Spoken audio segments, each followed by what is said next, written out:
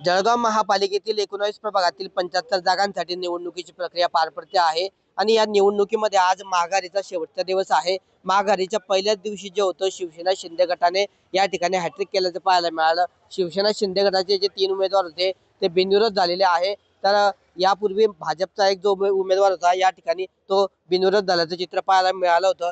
जळगाव महापालिकेच्या इतिहासामध्ये आतापर्यंत पहिल्यांदाच असं बघायला मिळालं की उमेदवार हे बिनविरोध निवडून आल्याचं चित्र आहे आणि कुठेतरी आपापले पक्षाचे राजकीय पदाधिकारी यांना माघार घेण्यापासून रोखण्यासाठी आज या ठिकाणी राष्ट्रवादी शरदचंद्र पवार गटाचे पदाधिकारी देखील या ठिकाणी ठाण मांडून बसल्याचं पाहायला मिळतं आहे। आपले जे उमेदवार विरोधातले उमेदवार आहेत ते उमेदवार या ठिकाणी माघार घेऊ नये म्हणून या ठिकाणी जे आहे कार्यकर्ते ठाण मांडून आहे आणि त्यांची माघारी रोखण्यासाठी या कार्यकर्त्यांकडून प्रयत्न केला जाणार आहे। आपण त्या कार्यकर्त्यांशी बोलण्याचा प्रयत्न करणार आहोत।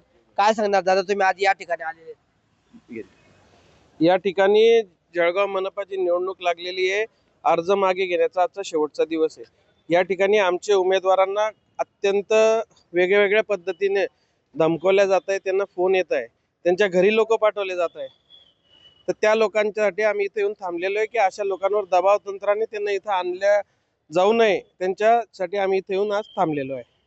माघारी रोखण्याचा प्रयत्न केला जाणार आहे का? त्या उमेदवारांची तुम्ही मनधरणी कराल का जर माघार घ्यायसाठी आले? आम्ही उमेदवारांना आज नक्कीच आम्ही त्यांना माघारीचे प्रयत्न करू। भाजप हे साम दाम दंडभेद सर्व वापरून त्यांना प्रयत्न करते की तुम्ही माघार घ्या, तरी आम्ही त्या उमेदवारांना रिक्वेस्ट करू, आमच्या उमेदवारांना आम्ही रिक्वेस्ट करू की आम्ही तुमच्या पाठीचे पूर्णपणे, आम्ही तुमच्या भाजपशी लढायचे तर पूर्ण ताकदने आपण भाजपशी लढू, पण तुम्ही घाबरून खचून जाऊ नका। आज आम्हाला निवडणुकीचं लोकांसमोर सामोरं जायचंय, लोक हेच वाट बघताय निवड, पण भाजप ही आज निवडणूक न होण्याच्या परिस्थितीत आहे। भाजपमध्ये दम असेल तर भाजपने 2-2 हात करून घ्यावे, एक तर हार एक तर जीत, असं हे आज जळगाव शहर खूप त्रस्त झालेलं आहे। थांबवण्याचे 100% आज आम्ही दिवसभर थांबणार आहे। आम्ही 100% प्रयत्न करू, आम्ही उमेदवारांना रिक्वेस्ट करण्याचे प्रयत्न करू, लढायचंय, लढून सणच हे करायचंय। भाजप सर्व प्रयत्न करणारे इथं आज सर्व उमेदवारांना थांब।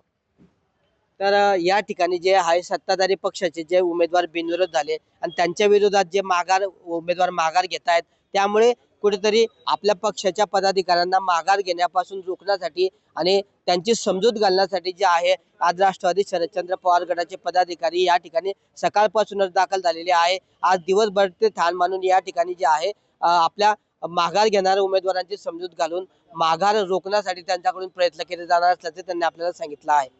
किशोर पाटील, TV9 मराठी, जळगाव।